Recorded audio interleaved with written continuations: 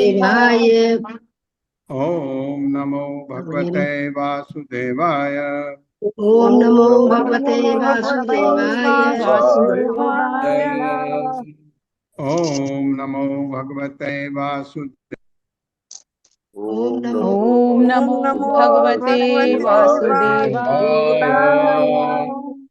नारायणं नमस्कृत्य नारायणं नमस्कृत्य नरं चैव नरोत्तमं नरं नरं चैव नरोत्तमम्। नरोत्तमम् देवीं सरस्वतीं व्यासं देवीं सरस्वतीं व्यासं ततो जयमुदीरयेत्। ततो जयमुदीरये। नष्टप्रायेषु अभद्रेषु नष्टप्रायेषु भद्रेषु नित्यं भागवत सेवया नित्यं भागवत सेवया भागवत सेवया भगवते उत्तमा श्लोके भगवते भगवते श्लोके उत्तमा श्लोके भक्तिर्भवति नैष्ठिकी। भक्तिर्भवति नैष्ठिकीः। हरे कृष्णा, आप सबका स्वागत है। हरे कृष्ण हरे कृष्ण प्रभु जी, सादर प्रणाम। प्रणाम। हरे कृष्णा। तो वो जैसे जुड़ जाएंगे तो मैं रीमा माता जी को रिक्वेस्ट करूंगा कि यहाँ तक का थोड़ा उनको सार समझा देंगे। अभी नहीं जुड़े हैं, वो जुड़ेंगे तो मैं भी बात करूंगा। 11वें श्लोक से आगे बढ़ते हैं। इस अध्याय में यदुवंश का विनाश, भगवान यदुवंश को वाइंड अप करना चाहते हैं। भगवान यदुवंश को वाइंड अप करना चाहते हैं। एनिहिलेशन तो नहीं कहता, क्योंकि यदु बचे, फिर भी कुछ यदु बचे, इसलिए एनिहिलेशन शब्द ठीक नहीं है। उनको भगवान ने वाइंड अप किया, उनको वापस भेजने के लिए कोशिश कर रहे हैं। 11वें श्लोक से आगे बढ़ते हैं। तस्मिन् भगवता आदिष्टं यदुदेवेन यादवाः चक्रुः परमया भक्त्या सर्वश्रेय उपब्रह्मितम्। मेरे साथ, तस्मिन् भगवता आदिष्टं भगवतादिष्टं यदुदेवेन यादवाः यादवाः चक्रुः परमया भक्त्या चक्रुः परमया भक्त्या सर्वश्रेय उपब्रह्मितम्। सर्वश्रेय उपब्रह्मितम्। तस्मिन्, वहाँ, भगवता भगवान द्वारा आदिष्टम आदेश दिए गए, यदु देवेन यदु के स्वामी द्वारा, यादवा यादव लोगों ने, चक्र संपन्न किया, परमया दिव्य भक्त्या भक्ति से, सर्व समस्त श्रेय शुभ अनुष्ठानों से, उपब्रह्मितम युक्त। मेरे साथ, वहां पर यादवों ने यादवों ने अत्यंत भक्त के साथ अत्यंत भक्त के साथ अपने स्वामी भगवान कृष्ण के आदेशानुसार अपने स्वामी भगवान कृष्ण के आदेशानुसार धार्मिक अनुष्ठान संपन्न किए। धार्मिक अनुष्ठान संपन्न किए। उन्होंने अन्य विविध शुभ अनुष्ठान भी संपन्न किए।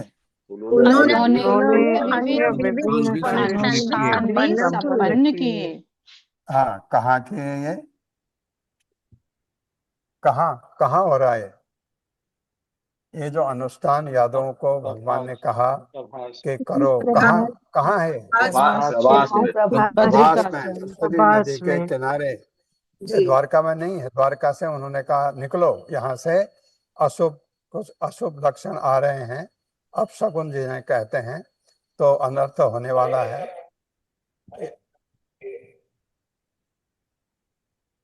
यहाँ से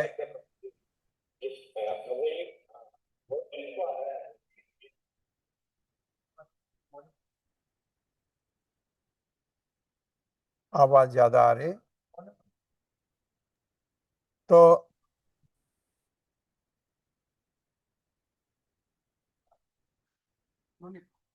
ततः तस्मिन् महापानं पपुः एकयं मधु पपुः मैरेयकं मधु दिष्ट बिभ्रंसित धियो यद यद द्रवैः भ्रश्यते मतिः। मेरे साथ, ततः तस्मिन् महापानं ततः ततः तस्मिन् महापानं पपुः मैरेयकं मधु पपुरेकं मधु दिष्ट बिभ्रंसित धियो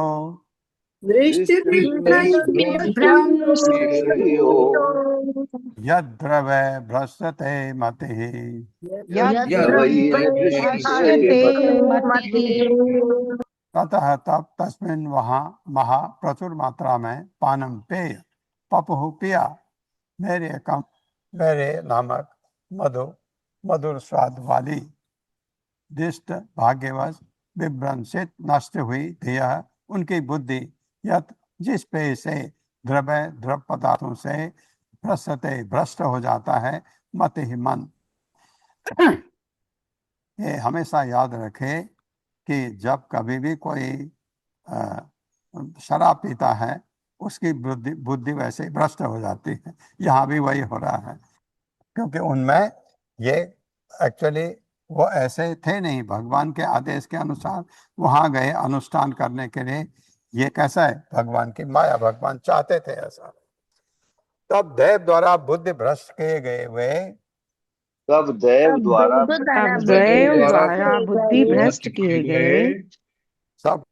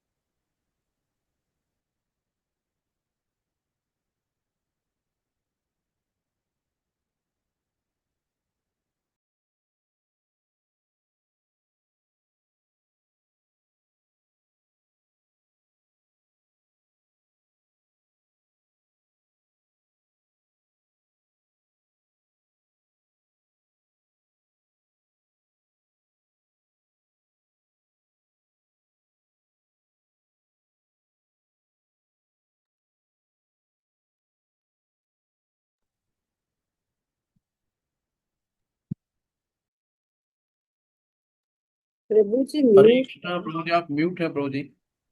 हरे कृष्णा, थोड़ा नेट का प्रॉब्लम हो रहा है।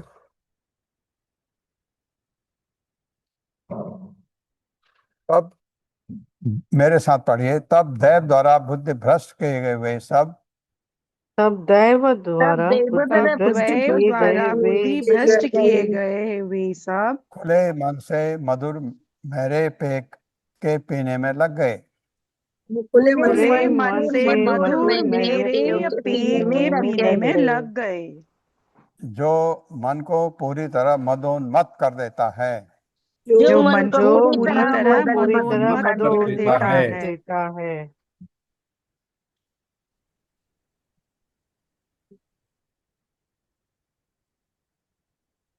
ये तात्पर्य छोटा है, मैं पढ़ देता हूँ। श्रील प्रभुपाद की जय। दिव्य शब्द भगवान की इच्छा का सूचक है। इस स्कंद के प्रथम अध्याय यदुवंश को शाप में इस घटना का विस्तार से वर्णन हुआ है, हमने पढ़ा है पहले। महापान अभिमत्तानां वीराणां दृप्तचेतसां कृष्ण माया विगूढ़ानां संघर्षः सुमहान अभूत्।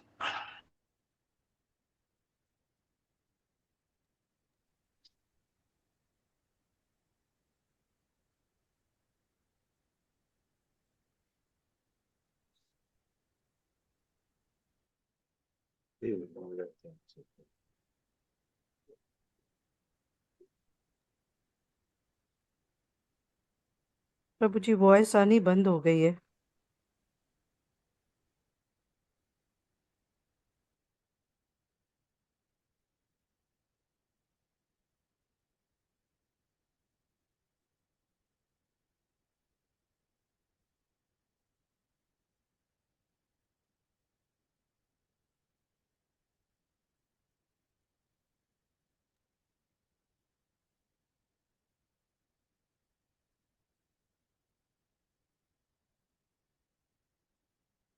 मंदिर में नेटवर्क की प्रॉब्लम ज्यादा हो रही है।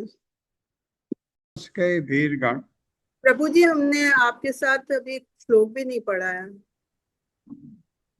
13 होना है। माता अभी जी बढ़ा दिए बक्से। माता जी कंप्लीट हो गया था श्लोक, साथ में नहीं पढ़ा, पर टाइम आवाज वेस्ट तो हो आई, रहा है, इससे अच्छा ठीक है प्रभु जी ही ठीक है पढ़े। ठीक है। आवाज नहीं आई होगी। आप सुनिए, आप नहीं पढ़ना है, मत पढ़िए, सुनिए। जी जी। यदुवंश के वीरगण अत्यधिक पान के कारण उन्मत्त हो उठे और उद्धत गए। जब वे भगवान कृष्ण की निजी शक्ति से इस तरह विमोहित थे तो उनके बीच भयानक झगड़ा उठ खड़ा हुआ। ये ऐसा होता है, आप कितने भी प्रेमी हैं आपस में, शराब आपको कहां से कहां पहुंचा देती है। आपको ये प्रश्न मन में आया होगा जरूर कि भगवान ने ये तरीका क्यों अपनाया। यदुवंश को अगर भगवान ने समेटना भी था, ये तरीका क्यों अपनाया। और सोचे इस बात को, क्योंकि भगवान का कोई भी कार्य हमेशा परफेक्ट होता है, उसमें कोई त्रुटि कहीं नहीं होती है। ऐसा भगवान ने क्यों अपनाया ये तरीका कि उनको कहा वहां जाओ, आपस में लड़ो मरो खत्म करो एक दूसरे को, ये वाला तरीका क्यों अपनाया होगा, सोचो इस बात को। तो उनके बीच भयानक झगड़ा उठ खड़ा हुआ। फिर क्या होता है सुनते हैं। युयुधुः क्रोध संरब्धा वेलायाम आततायिनः धनुर्भिः असिभिः भल्लैः गदाभिः तोमररिष्टिभिः। मेरे साथ, युयुधुः क्रोध संरब्धा युयुधुः संरब्धा क्रोधसंरब्धा वेलायाम आततायिनः वेलायाम् आततायिनः आततायिनः धनुर्भिः धनुर्भिः असिभिः भल्लैः धनुर्भिः गदाभिः तोमररिष्टिभिः गदाभिः तोमररिष्टिभिः। युयुधुः लड़ने लगे क्रोध क्रोध से संरब्धा बुरी तरह उत्तेजित, बेलायाम समुद्र तट पर आतितायिनः हथियार लिए, धनुर्भिः धनुषों से, असिभिः तलवारों से, भल्लैः भालों से, गदाभिः गदाओं से, तोमर वर्षों से, ऋषिभिः ऋषियों से।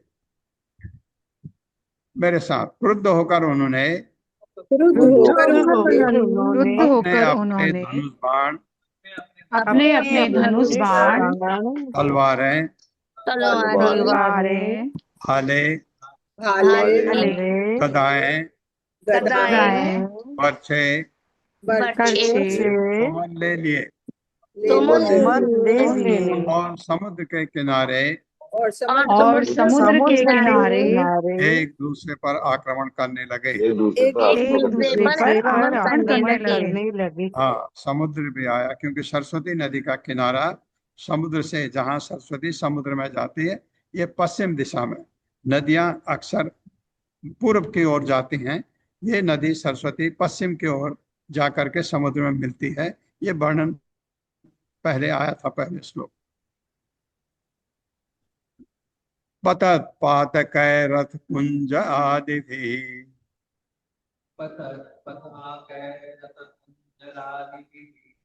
कुर ऊष्र गोभिः महिषै नरै अपि हरो दृष्ट गोभिर्महिर्षैर्भिरपि मिथः समेत्य अश्वतरः सुदुर्मदा मिथः समेत्य अश्वतरः सुदुर्मता निहंसरै दद्भिः इव द्विपावने निहंसरैर्दद्भिः इव द्विपावने।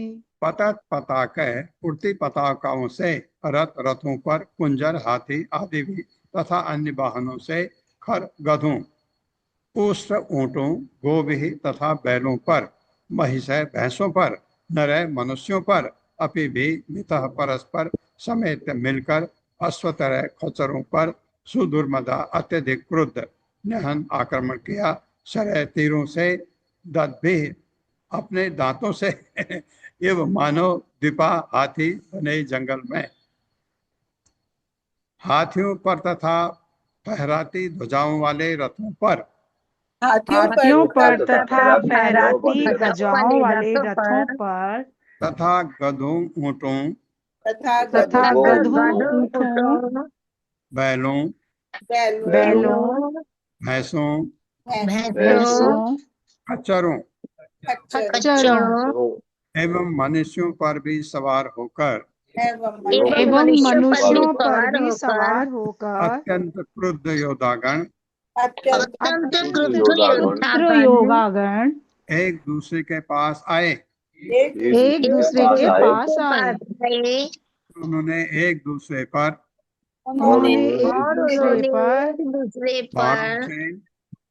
बाणों से वेग पूर्वक उसी तरह आक्रमण किया उसी तरह आक्रमण किया जिस तरह जंगल में हाथी जिस तरह जंगल में हाथी अपने दांतों से एक दूसरे पर आक्रमण करते हैं। एक दूसरे पर आक्रमण करते हैं। हरे हाँ। कृष्णा। प्रभु जी दंडवत प्रणाम। प्रभु जी सॉरी मैं डिस्टर्ब कर रही हूँ बीच में। प्रभु जी हर्षा माता जी से कल बात हो गई थी, तो पता नहीं उन्होंने बताया नहीं, मैं अभी ज्वाइन की हूँ। तो प्रभु जी ये था कि सिर्फ श्लोक ही हम आपके पीछे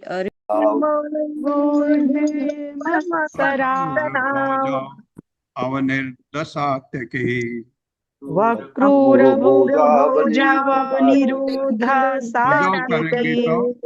भुजाओ करेंगे तो वो हट जाएगा, उसकी जगह आ जाएगा। अक्रूर भोज भोजाओ अनिरुद्ध सात्य की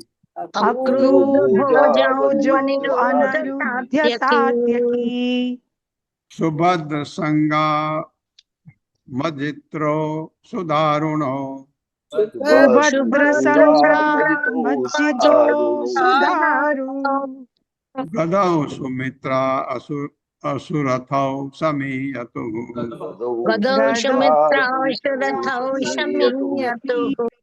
प्रद्युम्न सांबव प्रद्युम्न तथा सांब युद्ध में रूढ़ उकसाई हुई मत्सरव उनकी शत्रुता अक्रूर भोजव अक्रूर तथा भोज अनिरुद्ध सात्यकी अनिरुद्ध तथा सात्यकी सुभद्र संग्राम जिताओ सुभद्र तथा संग्राम जित सुदारुणव भयंकर गदव दोनों गद एक कृष्ण का भाई दूसरा कृष्ण का पुत्र सुमित्रा सुरथव कृष्ण का भाई कौन है इसमें?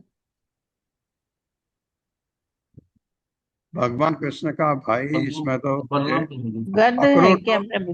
अक्रूर तो वो चाचा की तरह मानते हैं। अनिरुद्ध उनका पोता है, प्रद्युम्न उनका बेटा है, सुभद्र शायद संग्राम जीत शायद इनमें से कोई होगा। एक भाई दूसरा पुत्र सुमित्रा सुरथ सुमित्र तथा सुरथ समीयतु एक दूसरे से मिले प्रेम करने के लिए नहीं, एक दूसरे को खत्म करने के।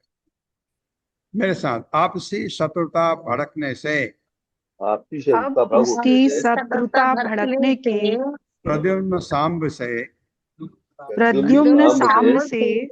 घनघोर लड़ाई करने लगा। अक्रूर कुंती भोज से अनिरुद्ध सात्यकी से सुभद्र संग्रामजीत से सुमित्र सूरत से तथा दोनों गद एक दूसरे से लड़ने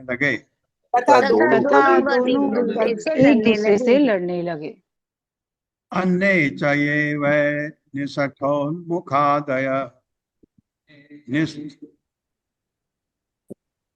अन्ये च ये वै निषठोन्मुखादय अन्ये च ये वै अन्ये च ये वै निष्फलोन्मुखादयः सहस्रजिभानुमुख्या सहस्रजीभानुमुख्यः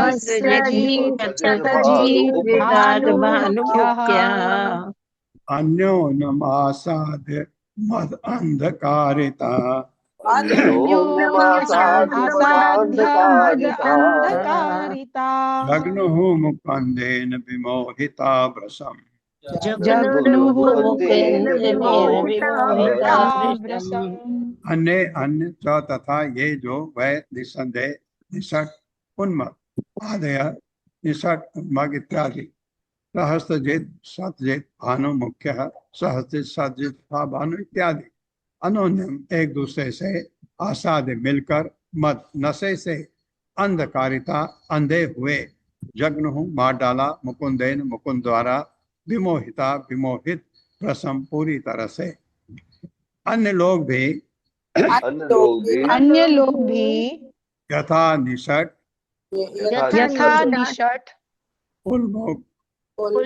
उल्मुख सहस्रजित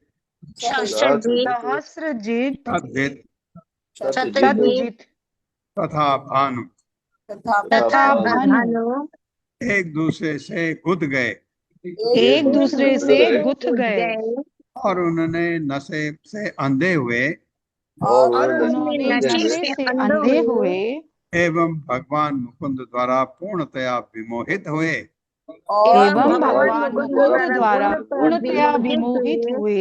उनके द्वारा विमोहित होकर ही वह नशा करने लगे एक दूसरे को मार डाला करीब करीब वो सब खत्म ही करते हैं एक दूसरे को दासार वृष्णि अंधक भोज सात्वता मधु अर्बुदा मुझे पढ़ने दीजिए पहले दासार वृष्णि अंधक भोज सात्वता मधु अर्बुदा माथुर सूरसेना विसर्जना कुकुराः कुन्तयः च मितः तु जग्नुः सुविसृज्य सौहृदम् मेरे साथ दासार वृष्णि अंधक भोज सात्वता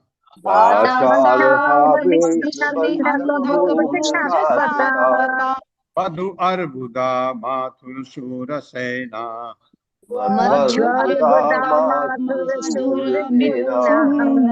विसर्जनाः कुकुरा कुन्तयः च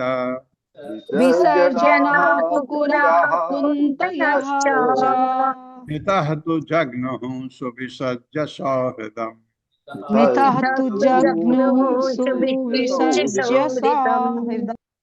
दासार वृष्णि अंधक बहुत सात्वता दासार वृष्णि अंधक बहुत तथा सात्वगण मधु अर्बुदा मधु तथा अर्बुद माथुर सूरसेना माथुर का मतलब ये हमारे आज के माथुर नहीं मथुरा तथा सूरसेन के निवासी विसर्जना विसर्जन गण कुकुरा कुकुरगण कुंतयः कुंतीगण तभी मितः परस्पर तू तथा जग्नुः मार डाला सुविसर्ज्य पूरी तरह त्याग कर सौहृदम अपनी मित्रता बिल्कुल खत्म विविध यदुवंशियों दासार हूँ वृष्णियों तथा अंधकों भोजों सात्वतों मधुओं तथा अर्बुदों माथुरों सूरसेनों विसर्जनों कुकुरों तथा कुंतियों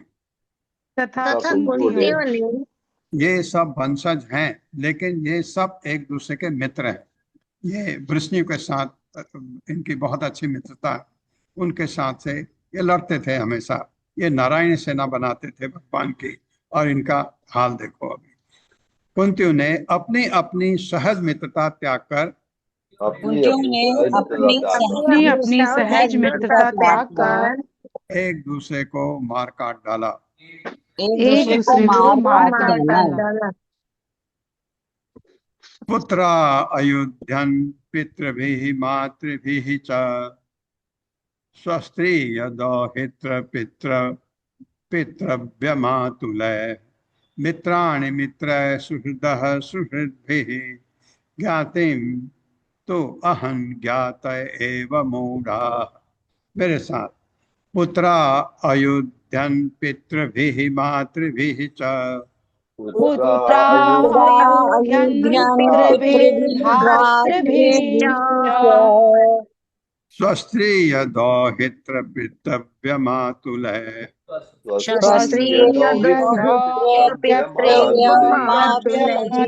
मित्राणि मित्रैः सुहृदः सुहृद्भिः मित्राणि मित्रैः सुहृद्भिः ज्ञातीन ना आया तो सा उड़ जाएगा। तू अहं ज्ञातय एव मूढ़ा।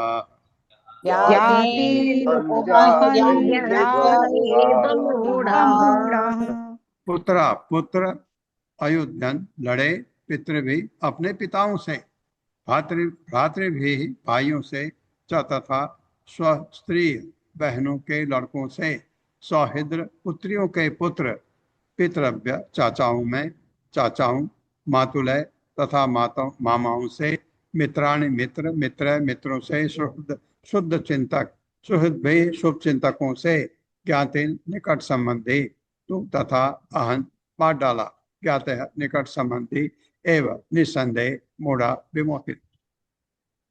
इस तरह मोहग्रस्त हुए पुत्र अपने पिताओं से मोहग्रस्त हुए पुत्र अपने पिताओं से भाइयों से भाइयों से भांजे अपने मामाओं से मामाओं से भतीजे अपने चाचों से चाचों से और नाती अपने पितामहों से लड़ने लगे और नाती अपने पितामहों से लड़ने लगे। मित्र अपने मित्रों से तथा शुभ चिंतक अपने शुभ चिंतकों से भिड़ गए तथा शुभ चिंतक अपने शुभ चिंतकों से भिड़ गए। इस तरह घनिष्ठ मित्रों तथा संबंधियों ने इस तरह घनिष्ठ मित्रों तथा संबंधियों ने एक दूसरे को मार डाला। एक दूसरे को मार डाला। ऐसा होता है कहीं नहीं।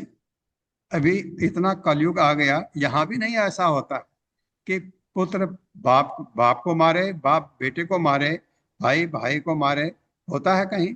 बिल्कुल नहीं हो सकता है, कभी नहीं। क्यों हो रहा है? यहाँ हुआ है। क्यों?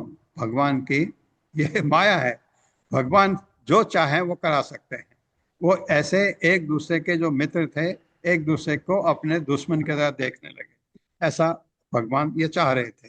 ऐसे इनको ये सोचिए, ये प्रश्न बहुत अच्छा प्रश्न है कि भगवान ने ये तरीका क्यों अपनाया। मेरे दिमाग में जब यह अध्याय शुरू हुआ तब से मेरे दिमाग में ये चल रहा है कि भगवान ने ये तरीका क्यों अपनाया।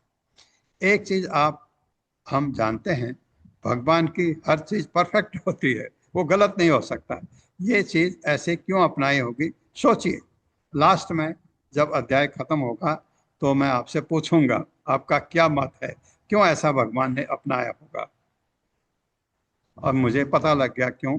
जो मैं सोचता हूँ पता नहीं आप कैसे सोचते हैं। सरेषु हीयमायेषु भज्यमानेषु धन्वसु स्वस्थेषु क्षीयमानेषु मुष्टिभिः जहर ए रका। र उड़ जाएगा, ए आ जाएगा, जहर ए रका। मेरे साथ, शरेषु हीयमायेषु भज्यमानेषु धन्वसु शस्त्रेषु क्षीयमानेषु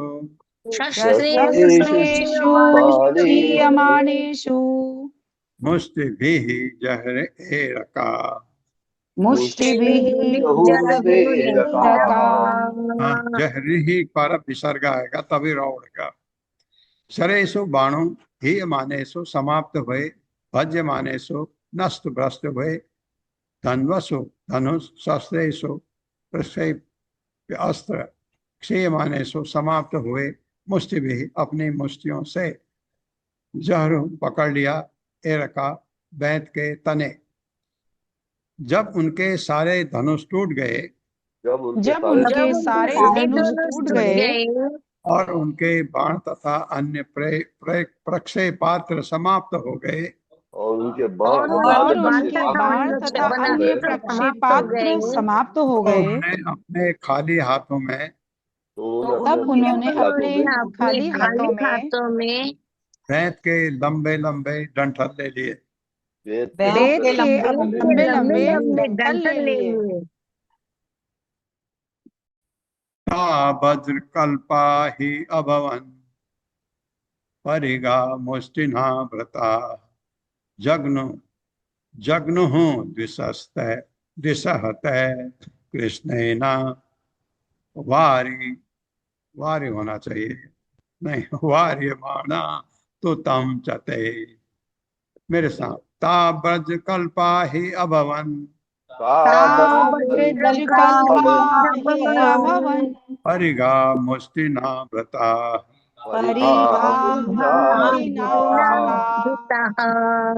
जग्नु द्विसहतैः कृष्णेन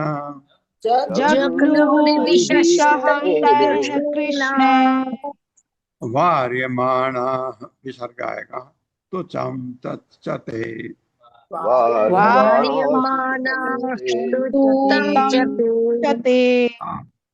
वे डंठल वज्र कल्पा वज्र की तरह कठोर ही निसंदेह अब अभवन हो गए।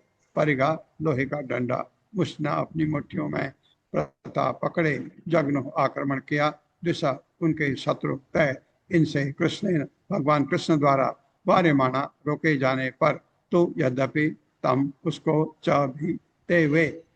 जो ही उन लोगों ने इन बैंत के डंठलों को उन्होंने इन बैंत के डंठलों को अपनी मुट्ठियों में धारण किया, अपनी मुट्ठियों में धारण किया, वे वज्र की तरह कठोर लोहे के डंडों में बदल गए। वज्र की तरह कठोर डंडों में बदल गए। भगवान की कृपा। योद्धा इन हथियारों से एक दूसरे पर बारंबार आक्रमण करने लगे। और जब कृष्ण ने उन्हें रोकने का प्रयास किया जब कृष्ण ने उन्हें रोकने का प्रयास किया तो उन्होंने उन पर भी आक्रमण कर दिया। उन्होंने उन पर भी आक्रमण कर दिया। ये भी भगवान चाह रहे थे क्या? प्रत्यनीकम मन्यमाना बलभद्रम च मोहिता, हंतुम कृत धियो राजन आपन्ना आततायिनः। मेरे साथ प्रत्यनीकम मन्यमाना बलभद्रम च मोहिता, हंतुम कृत धियो राजन आपन्ना आततायिनः।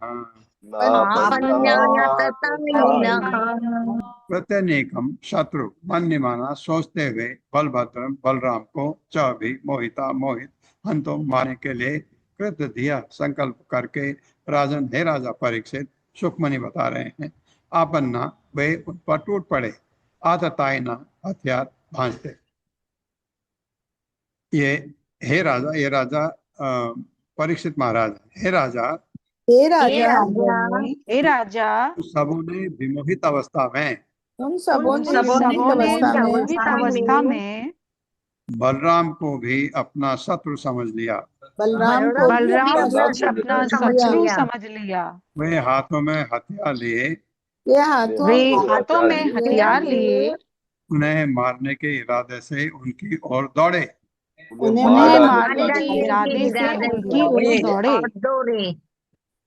अथ तावपि तौ तौ पढ़ेंगे वो हट जाएगा और आ जाएगा। अथ तौ अपि संक्रुद्धा, संक्रुद्धौ वहां भी हो जाएगा वो है। अथ तौ अपि संक्रुद्धौ उद्यम कुरु नंदन एरका मुष्टि परिघौ, एरका मुष्टि परिघौ चरन्तौ जग्नु तुर्यधिः, तुर्यधि। मेरे साथ। अथ तौ अपि संक्रुद्धौ अथ तावपि संक्रुद्धा उद्यम कुरु नंदन उद्यम कुरु नंदन एरका मुष्टि परिघौ एरका मुष्टि परिघौ चरन्तौ जग्नुतुः युधि। चरन्तु अथ तब तौ दोनों कृष्ण तथा बलराम अभी भी संक्रुद्ध अत्यधिक क्रोध में उद्यम लड़ाई में हिस्सा लेते हुए कुरुनंदन हे कुरु के प्रिय पुत्र यानी परीक्षित एरका मुष्टि अपनी मुष्टियों में फेंक परिघव मुदगर की तरह इस्तेमाल करते चरंतो इधर उधर घूमते झगड़तो मारने लगे युद्ध क्षेत्र में। हे कुरुपुत्र, हे कुरुपुत्र, ये परीक्षित महाराज सुखमणि बता रहे हैं। तब कृष्ण तथा बलराम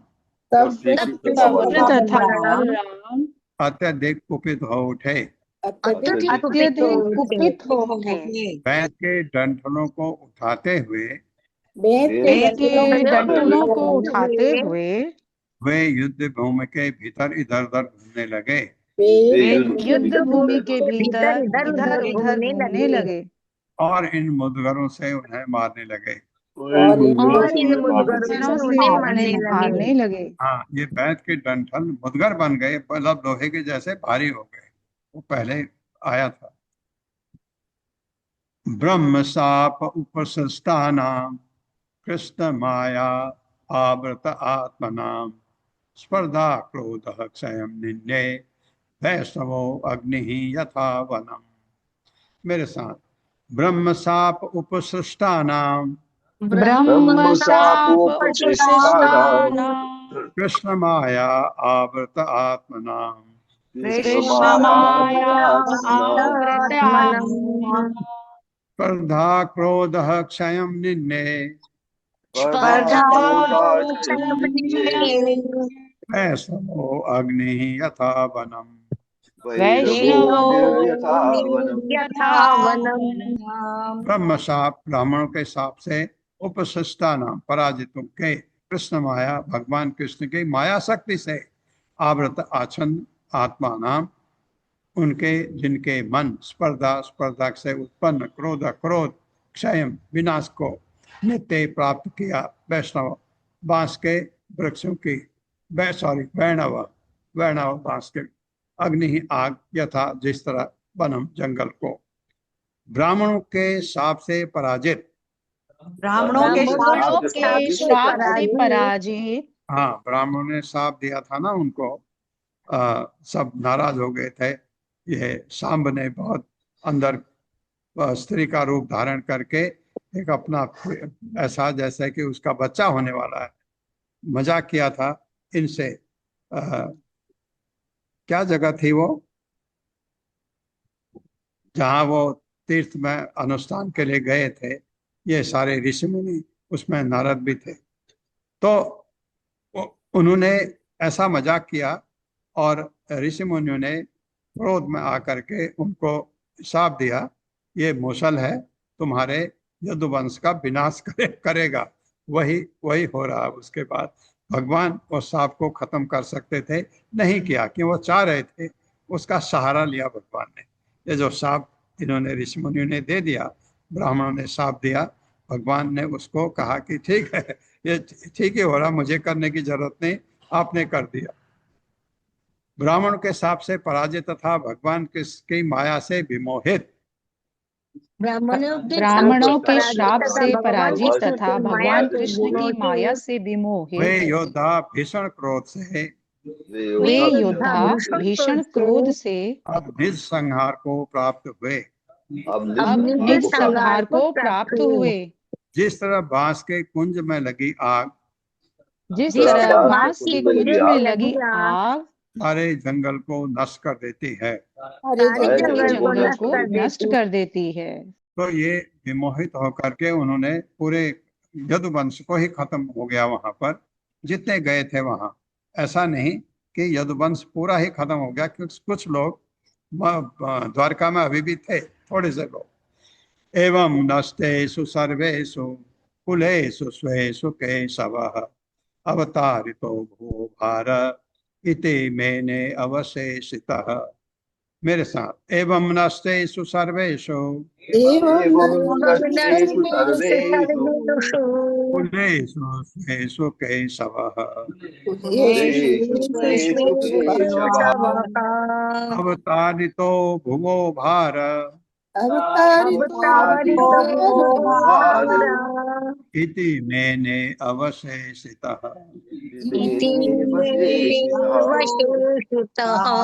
एवं इस प्रकार से नष्टेषु नष्ट भी सर्वेषु समस्त कुलेषु कुल के स्वेषु अपने केशव कृष्ण ने अवतारितः कम किया वह पृथ्वी का भारह बोझ।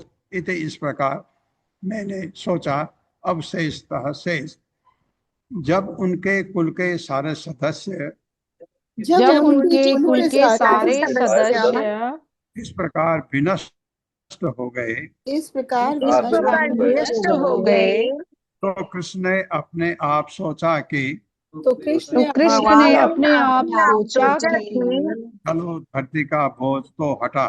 चलो धरती का बोझ तो हटा।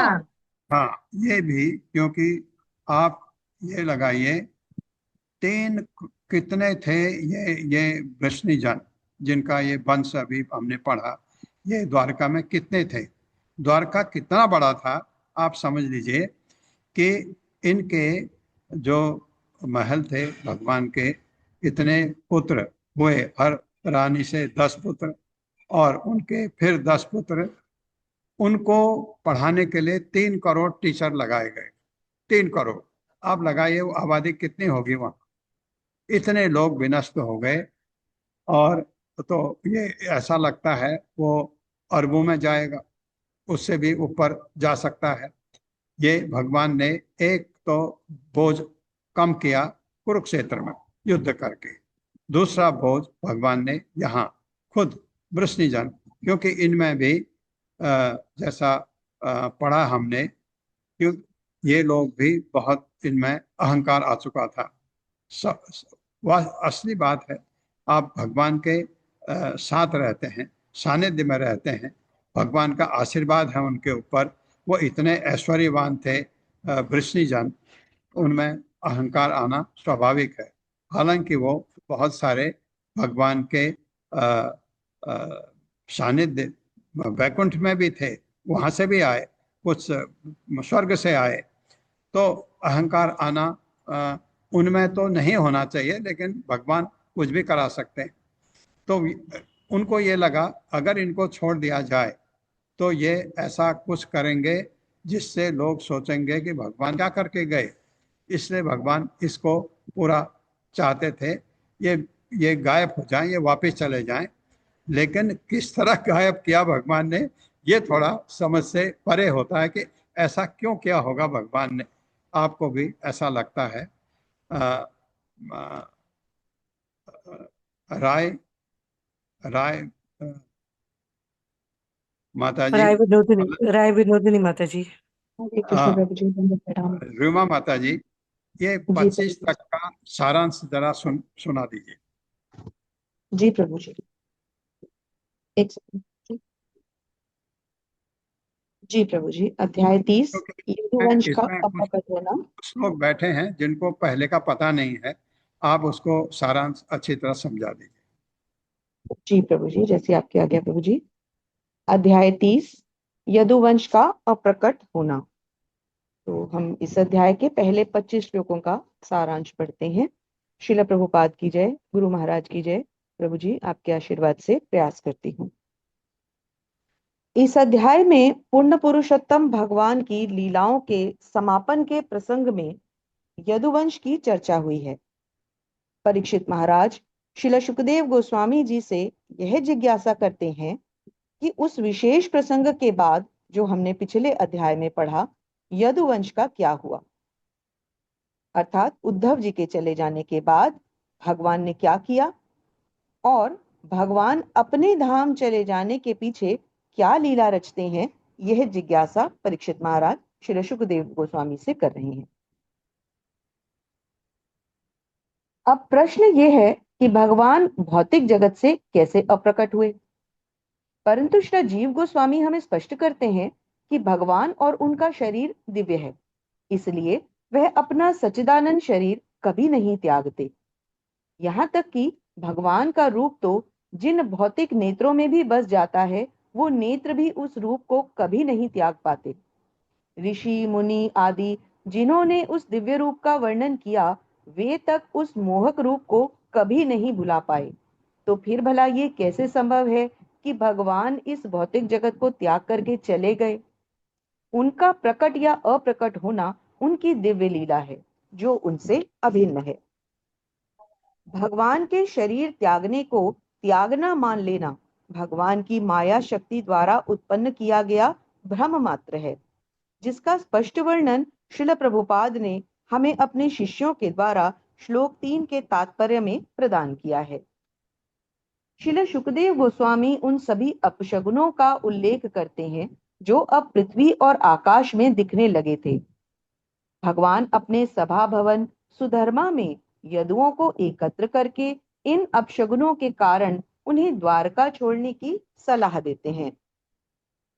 भगवान श्री राम ने भी ठीक इसी प्रकार भौतिक जगत से गमन किया था, परंतु लाखों वर्षों के बाद भी आज भी श्री राम यही हैं, क्योंकि भगवान, उनका नाम, धाम, रूप, गुण, लीलाएं और कार्यकलाप उनसे अभिन्न हैं, क्योंकि वे दिव्य हैं।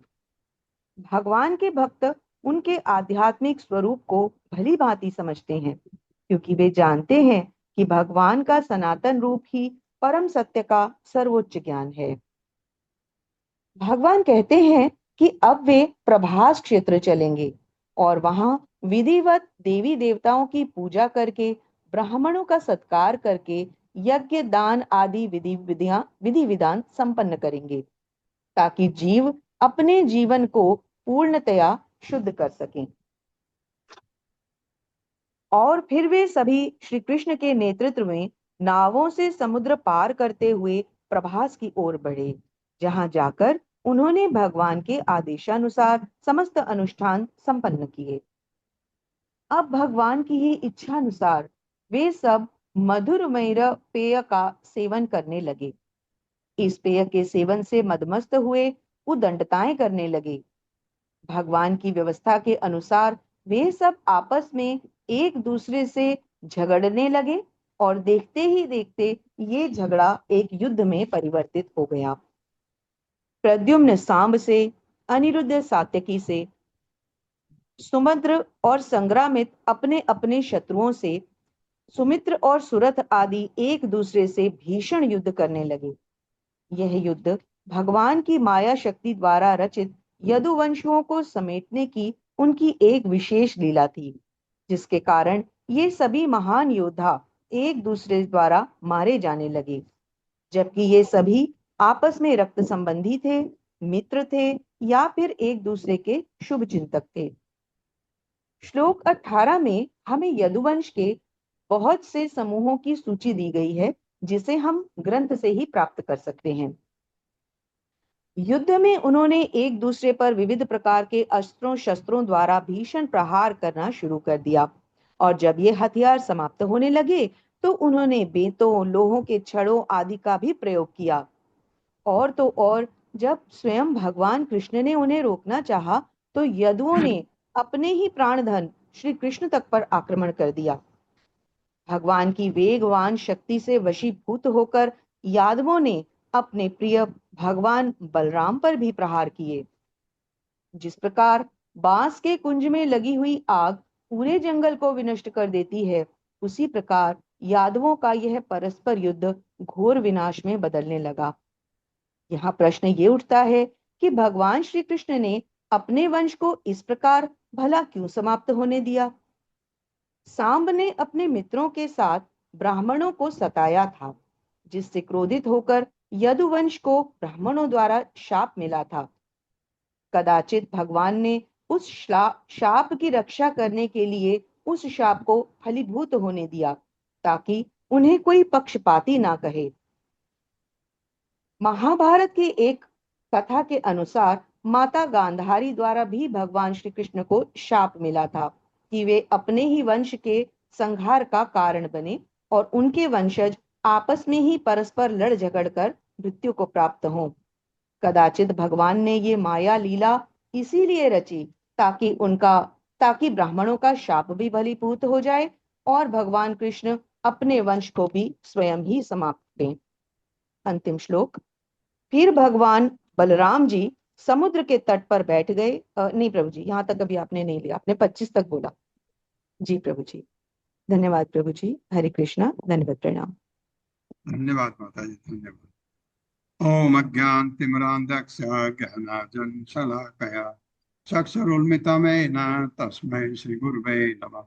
नमः विष्णुपादाय कृष्णप्रेष्ठाय भूतले श्रीमते भक्तिवेदान्त स्वामिनिति नामिने। नमस्ते सरस्वती देवे गौरवाणी प्रचारिणे निर्विशेष शून्यवादी पाश्चात्य सता। जय श्री कृष्ण चैतन्य प्रभु नित्यानंद श्री अद्वैत गदाधर शिवासादि गौर भक्त वृंद। हरे कृष्णा कृष्ण कृष्णा हरे हरे, हरे राम राम राम हरे हरे। पल्लवी माता जी। जी प्रभु जी, हरे कृष्ण, दंडवत प्रणाम। पल्लवी माता जी, आपकी आवाज आवाज आ रही है प्रभु जी मेरी?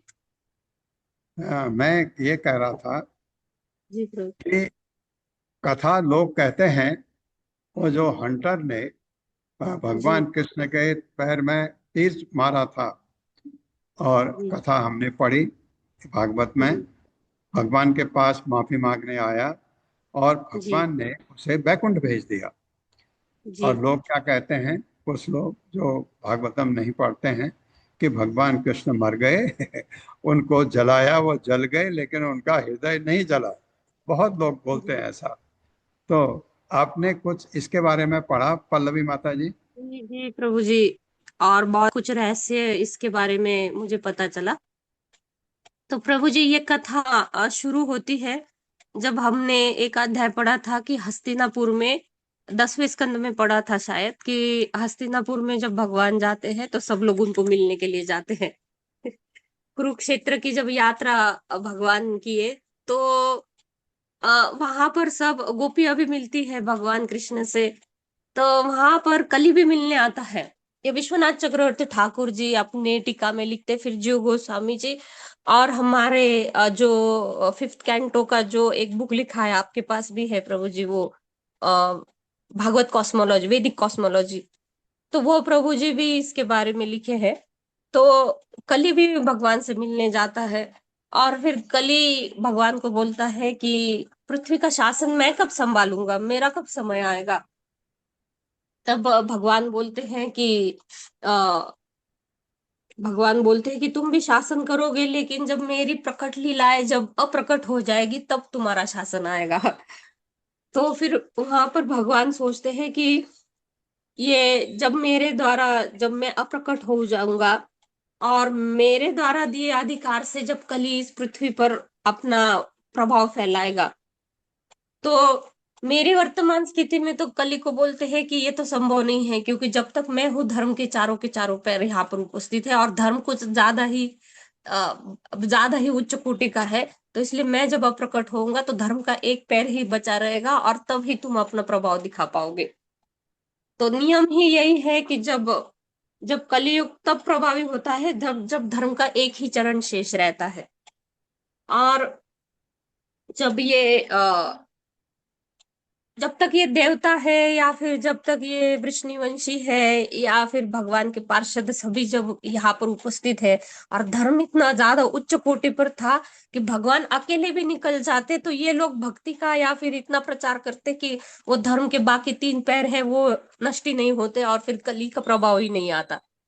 तो फिर ये भी एक योजना थी भगवान की कि इन सभी को फिर से अपने अपने स्थान पर चले जाना है। और फिर भगवान बोलते हैं कि मैं यदि प्रभु राम जैसे रामचंद्र की भांति मैं अपने सभी पार्षदों के साथ मैं वैकुंठ मैं सब लोगों के सामने वैकुंठ चला जाऊं तो मेरे अनुकूल भक्तों की संख्या और बढ़ती जाएगी। रामचंद्र के भांति अगर मैं जाता हूँ तो लोग सोचेंगे वाह वाह वाह, भगवान राम जैसे सभी अपने पार्षदों के साथ चले गए तो और भक्ति बढ़ गई। तो भगवान ने इसलिए ये योजना की कि शरीर जल गया या फिर यदुवंशियों ने अपने आप को मार डाला, देखिए कर्म का ये श्राप लगा और फिर इनके कर्म ही ऐसा थे या फिर उनमें अहंकार आ गया।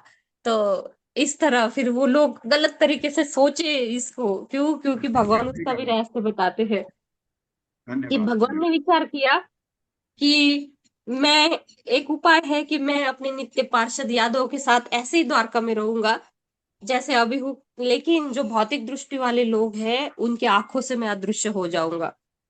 जैसे कामदेव है, कार्तिकेय है, ये सभी भगवान की जो विभूतियां है, ये जैसे कार्तिकेय भी प्रद्युम्न के शरीर में प्रवेश किए हुए थे। कामदेव को पहले श्राप मिला था, वो कथा भी हमने पढ़ी, कामदेव को श्राप मिला था।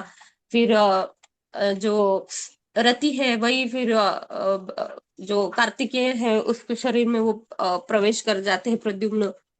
तो भगवान चाहते हैं थे कि योग माया द्वारा मैं सभी को भगवत धाम भेज दूं, लेकिन यहाँ के भौतिक लोगों को मुझे कुछ दिखाना पड़ेगा, कुछ स्टोरी दिखानी पड़ेगी। तो ठीक है माता जी, कुछ थैंक यू थैंक यू। जी हर्षा जी माता प्रभु जी, हर्षा माता जी। हरे कृष्ण प्रभु जी। प्रभु जी आपने हाँ क्षेत्र पूछा था ना, नाम क्या है? हाँ तो वो है दुर्वासा ऋषि का आश्रम है पिंडराक्ष क्षेत्र में, द्वारिका के हाँ पास। हाँ हाँ हाँ। नहीं नहीं नहीं, जी, वो जगह का नाम है। हम वहाँ पिंडारक क्षेत्र करके। हाँ, है। हाँ पिंडारक क्षेत्र। हाँ, हम वहाँ नहीं गए। एक्चुअली मुझे ऐसा लगा हम वहाँ गए थे, हम द्वारका गए थे। और पहले ऐसा ख्याल था हम गए, लेकिन हम नहीं गए। हम उस जगह जी, नहीं गए।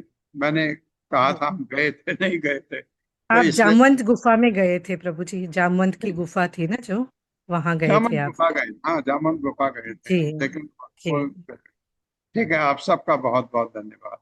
हरे कृष्णा। हरे कृष्ण। हरे हरे कृष्ण कृष्ण प्रभु प्रभु राम जी प्रभु जी दंडवत दंडवत प्रणाम। प्रणाम। बहुत हरे कृष्ण प्रभु जी धन्यवाद। दंडवत प्रभु की प्रणाम। दंडवत प्रणाम। हरे कृष्ण। हरे कृष्ण।